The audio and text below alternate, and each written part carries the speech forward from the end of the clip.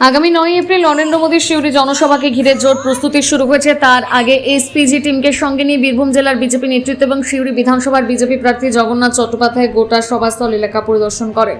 পরিদর্শনের সময় কোথাও মঞ্চ তৈরি হবে, দর্শক আসন, নিরাপত্তা ব্যবস্থা, যাতায়াত পথ সহ বিভিন্ন গুরুত্বপূর্ণ বিষয় খতিয়ে দেখা হয়। নিরাপত্তার দিকটি বিশেষভাবে গুরুত্ব দিয়ে এসপিজির টিম পুরো এলাকা ঘুরে দেখে এবং প্রয়োজনে নির্দেশিকা দেয়। এবং আগামী 9 এপ্রিল বেলা 2টোর সময় প্রধানমন্ত্রী শ্রী নরেন্দ্র মোদীজি সিউড়িতে আসছেন জনসভা করার জন্য। আমরা সৌভাগ্যবান যে বীরভূম এবং বোলপুরের সব মিলিয়ে 14টি বিধানসভা প্রার্থীর জন্য তিনি জনসভা করবেন।